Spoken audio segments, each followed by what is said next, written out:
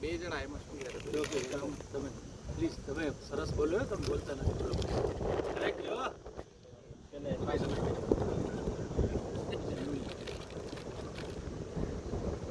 ચલો ભાઈઓ સાંભળો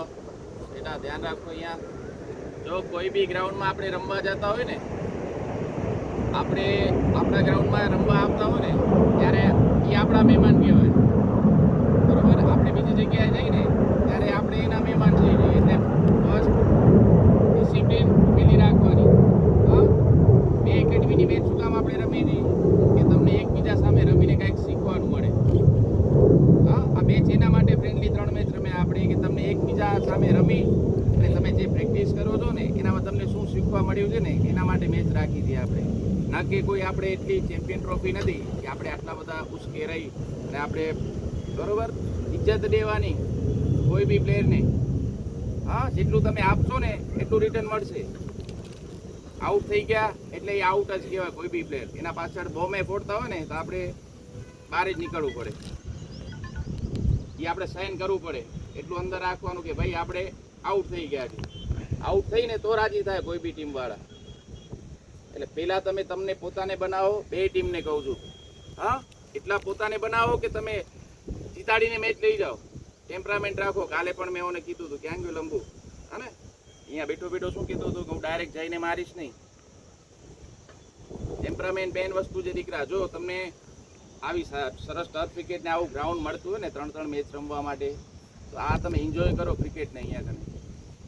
હા કોઈ હાર જીત મહત્વની વસ્તુ નથી આજે તમે જીત્યા કાલે એ લોકો જીતી જાય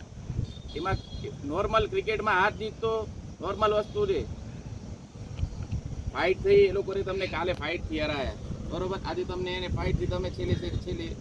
વિકેટમાં તમે આજે જીતી ગયા બે ટીમ સમતોલ જ છે કોઈ બહુ સારી ટીમ નથી ને કોઈ ખરાબી નથી હા એટલે તમને બે ટીમને હજી મહેનતની ઘણી જરૂર છે રેગ્યુલર પ્રેક્ટિસ રાખવાની હેટ ન મૂકતા કોઈ ક્રિકેટર બનવું હોય તો એકેડમી બે પ્લેયરને કહું છું બે જણાને જેટલું તમે મહેનત કરશો ને એટલું તમે ગ્રાઉન્ડમાં પછી આપી શકશો અહીંયા આપી શકો મેચમાં એટલે ખાસ કરીને કેવું છે કે યંગસ્ટર છોકરાઓ જે અંડર 14 વાળા 16 વાળા એ યંગ કહેવાય કે તમારા ઘરે ઓપોર્ચ્યુનિટી હજી ઘણી આવશે અંડર 19 આવે 23 આવે તમારે 14 વર્ષથી પાછળ 5 વર્ષ તમને મહેનત કરવાની છે અંડર 19 સુધી પછી 23 સુધી એટલે હવે ઘણા બધા રસ્તા થઈ ગયા છે ઇન્ડિયાની ટીમમાં જવા માટે પણ સૌરાષ્ટ્ર પ્રીમિયર લીગ રમાય છે એનામાંથી આઈપીએલમાં જાય આઈપીએલમાંથી ઇન્ડિયામાં આવે છે રણજી ટ્રોફી રમાય છે ક્રિકેટર બનવું હોય તો ડિસિપ્લિન પહેલાં રાખજો બરોબર અમે આટલા વર્ષોમાં ક્યારે પણ મેચ જીતીને કોઈ સામેવાળા વ્યક્તિને આટલા વર્ષોમાં તે અમે કોઈને ગાર્ડ નથી હતી ગ્રાઉન્ડમાં અમે સીધા હારી કે જીતી ગ્રાઉન્ડની બહાર નીકળ્યા હતા નાચ્યા નથી એટલા બધા ચેમ્પિયન થયા આટલા વર્ષો ચેમ્પિયન થયા છે કોઈ દિવસ નાચ્યા નથી ગ્રાઉન્ડમાં શું કામ કે અમે ઇજ્જત આપી છે ગ્રાઉન્ડે આપણને બનાવે છે આપણે ગ્રાઉન્ડ નથી બનાવતા ક્રિકેટર કોણ બનાવે છે ગ્રાઉન્ડ બનાવે તમે એની જ રિસ્પેક્ટ ના રાખો તો તમે સારા ક્રિકેટર ના બની શકો એટલે સારું ક્રિકેટર બનવા માટે આપણે જે આ ગ્રાઉન્ડ મળે છે ને એની રિસ્પેક્ટ રાખવાની એને ઇજ્જત આપશો ને તો તમને એ ઉપર લઈ જશે એટલે બધા બે ટીમો સારી રમી બહુ મજા આવી અને રહીમ ઘણી બધી મહેનત કરે છે છોકરાઓ પાછળ